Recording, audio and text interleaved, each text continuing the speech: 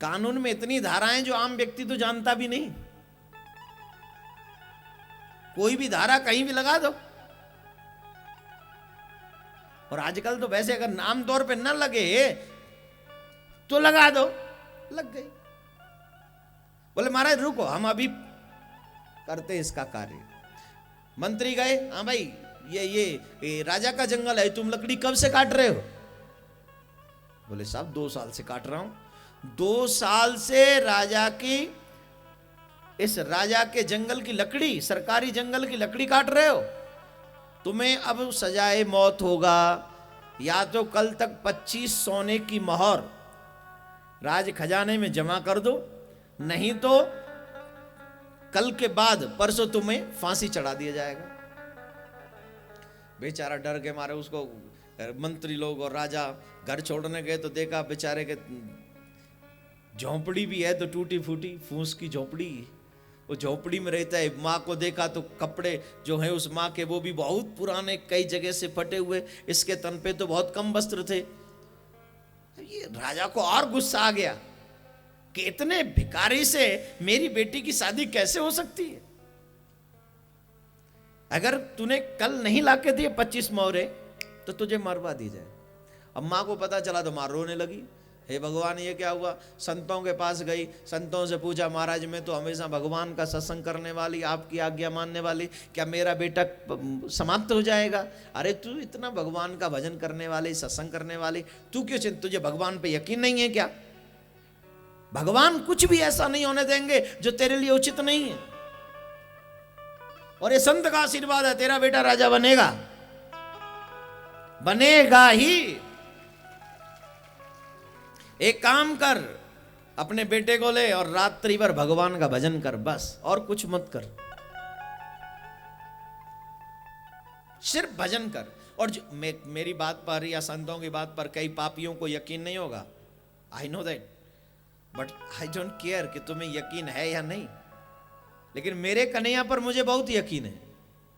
मेरा कन्हैया बहुत कुछ देता है, और एक बार नहीं, हमेशा देता है, और उनको देता है जो बहुत यकीन करते हैं। और तो छोड़ो, जिनको ज्यादा यकीन होता है ना, तो मेरा ठाकुर अपने आप को ही दे देता, अपने आप को ही देता।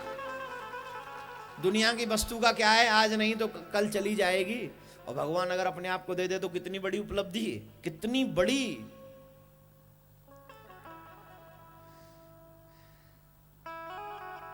पूरी रात दोनों माँ बेटा भजन करते रहे, पूरी रात।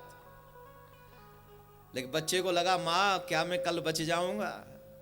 बोले महात्मा जी ने कहा है ना तुझे कुछ नहीं होगा, यकीन कर, भजन कर, बस भजन कर। और दोनों माँ बेटा भजन करते रहे। माँ सुबह उठी और लोगों के पास में गई कि भाई एक एक मोहर हमको दे दो उधार, जब भी होगा हम दे देंगे, 25 मोहर देकर हम अपने बच्चे के प्राण बचा ले। बोले नहीं, जिनसे उम्मीद ना हो कि वापस आएगा उन्हें कोई देता है? हम लोग देते भी उसी को हैं जिससे उम्मीद होती है कि वापस आ जाएगा, हम उसे नहीं देते जिसे उम्मीद ना हो। हाँ या ना? बोलो ना, जवाब दो मेरे प्यारे हो। हम कर्ज भी उसी को देते हैं जिससे वापस आने की उम्मीद हो। और आजकल तो कर्ज लोग देते ही नहीं, बहुत कम देते हैं। यकीन नहीं है ना, कब कह देगा डूब गया। कोई ने नहीं दिया, किसी ने नहीं दिया, अब वो रोने लगी। लेकिन मन में विश्वास है कि संतों ने कहा राजा बनेगा, राजा ना बने प्राण तो बच जाए। मंत्री आ गए, चलो काहे 25 असरफियां काहे लाओ, नहीं तो तुम्हें मृत्यु दंड दिया जाएगा। बेटा रो रहा है, माँ रो रही है, और माँ ने रोते रोते अपने दरवाजा खोला, झोंपड़ी में अंदर गई तो देखा वहां भगवान शंकर चक्र गदा पद्म चतुर्भुजी रूप में खड़े हैं और माँ को दर्शन दे रहे हैं।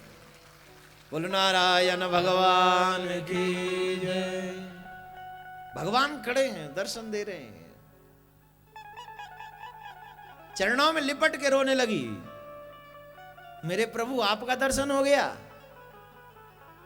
नारायण बोले बता क्या चाहिए? बोले अब तो कुछ नहीं चाहिए, आप मिल गए, अब क्या बाकी? बोले नहीं, तुम संतों पर यकीन करती हो ना, विश्वास करती हो ना, फल मिलेगा, उस राजा को भी फल मिलेगा। तेरे बच्चे को बचाने के लिए 50 असर भी चाहिए ना, असर भी नहीं, हम तुम्हें लाल देंगे। 2 थैलियां दे दी और उसमें लाल भरे हुए थे। 25 लाल निकाल के मंत्री को दे दिया, ले जाओ। और राजा ने वो लाल जाकर देखे, सुनारों को बुलाया, जानकारों को बुलाया, पूछा इसकी कॉस्ट क्या है? बोले 1 लाल की इतनी कीमत है कि तुम्हारा पूरा राज्य दांव पर लगा दिया जाए तो भी बराबरी नहीं होगी, ये तो 25 है, ये तो 25 है। भगवान ने दिया, कोई छोटी वस्तु दी होगी क्या? ठाकुर दे छोटी बात है, क्या बात है।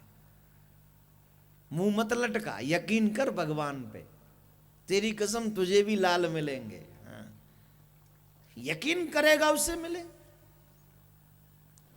अब राजा दौड़ा, कहां है बुढ़िया? हमने तो सोचा था झोंपड़ी में रहती है, कुछ नहीं होगा, लेकिन मुझे क्या पता कि झोंपड़ी में रहने वाली भी लाल छिपा के बैठी।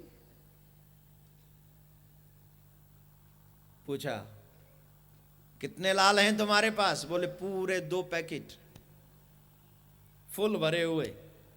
दिखाओ, दिखा दिए। दे दो, बोले नहीं देने, तुमने 25 मांगे थे, हमने 25 दिए। राजा ने प्रस्ताव रखा, मेरी बेटी से शादी कराओ अपने बेटे की। तेरे 1 लाल में इतनी, तूने तो मुझे ही पीछे छोड़ दिया। और हम लोग उस बच्चे को कभी नहीं छोड़ते जो हमसे ज्यादा अच्छा हो, श्रेष्ठ हो। हम चाहते जल्दी से जल्दी भैया भामा डाल, हाँ या ना? राजा ने कहा, प्रस्ताव रख दिया, शादी करो मेरी बेटी से। और गजब की बात, वाह मेरे प्यारे, कैसे दीवाने होते भक्त। कहते मना कर दिया, नहीं करना तेरी बेटी के साथ मेरे बेटे की शादी, नहीं करनी। पहले तो ये इसको घृणा हो रही थी राजा को, मेरी बेटी का पति बनेगा, मेरा दामाद बनेगा, ये लकड़ी काटने वाला। लेकिन जब ठाकुर की कृपा हुई तो राजा गिड़गिड़ा रहा है, हाथ जोड़ रहा है, मेरी बेटी से शादी कर लो। मना कर दिया, नहीं करना है। उसी मां ने मना कर दिया, नहीं करना है। सब लोग गांव के पीछे पड़ गए, मैया मान जा, अरे इससे अच्छा रिश्ता क्या होगा जो राजा की तू समधिन बन रही है। गांव के कहने से उसने वो रिश्ता स्वीकार किया, साधुओं के कहने से रिश्ता स्वीकार किया। 3 दिन हुए, उसके बाद वो दामाद भी बना और राजा भी बना। कब बना? जब भगवान पर यकीन किया, संतों पर यकीन किया, भक्तों पर विश्वास किया। और जब तक विश्वास नहीं होगा तब तक तुम आगे नहीं बढ़ सकते। अगर आगे बढ़ना है तो विश्वासम फलमदायक, विश्वास करना ही होगा तुम्हें, राधे राधे बोलना होगा, ऐसे नहीं, जरा जोर से बोलना होगा। क्या बात है, क्या बात। विश्वास करो। सुखदेव छिप के कथा सुनते हैं, इसलिए बाबा भोलेनाथ त्रिशूल उठाए, बोले मैं तुम्हें मार दूंगा। अगर आप भी यहां बैठकर छिप कर कहीं कथा सुनते हैं तो छुपके नहीं, भगवान के कथा पंडाल में पहुंचकर कथा सुननी चाहिए, उसका लाभ कई गुना ज्यादा होता है। भगवान व्यासपीठ से विराजमान होकर स्वयं आपको अपनी भक्ति प्रदान करते हैं, जो आप चाहते हो वो दिव्य शक्तियां आपको प्रदान करते हैं। इसलिए भगवान के कथा पंडाल में बैठकर ही कथा सुननी चाहिए, छिपकर नहीं, चोरी से नहीं। अभी बात शादी की हो रही थी, राजा पीछे पड़ा, शादी कराओ शादी कराओ। और शादी जब करते बेटा बेटी की तो हम लोग एक काम करते हैं, क्या? बेटा बेटी की कुंडलियां मिलवाते हैं। मिलवाते हैं कि नहीं? जवाब दो, क्यों मिलवाते हैं? जिससे हमेशा इनकी आपस में बनी रहे, तालमेल ठीक रहे, कोई तालमेल गड़बड़ ना हो। लेकिन मुझे ऐसा लगता है कि बेटा बेटी की कुंडली मिलाने से बेटर है लड़की की सास के साथ इसकी कुंडली मिलवाई जाए।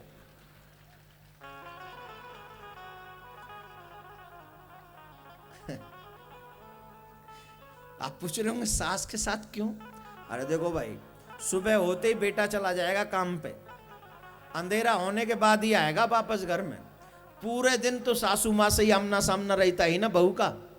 तो इसलिए इन दोनों की कुंडली जरूर मिलाओ कि इनके नक्षत्र सही हैं और गुणा भाग सब सेट हो जाए तो शादी कर दो।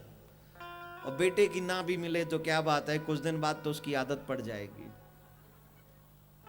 एक बच्ची की शादी हो रही थी तो पंडित जी से पूछा, महाराज हम पिताजी ने पूछा हमारी बेटी की शादी हो रही, बाकी सब ठीक रहेगा ना? बोले कि शादी के 1 साल तक थोड़ा सा क्लेश रहेगा घर में, बाकी थोड़ा बहुत ठीक है, कलेश बलेश चलता रहेगा 1 साल तक। बोले उसके बाद तो सब ठीक है ना? बोले उसके बाद आदत पड़ जाएगी, फिर सब ठीक हो जाएगा। 1 साल तक थोड़ा चलेगा, उसके बाद आदत पड़ जाएगी। तो मेरे भाई बहन, आदत तो सबको पड़ी जानी है, लेकिन थोड़ा मिला लेना बहू और सासू माँ की कुंडलियां। राधे राधे बोलना पड़ेगा, जोर से बोलना पड़ेगा, और जोर से बोलिए।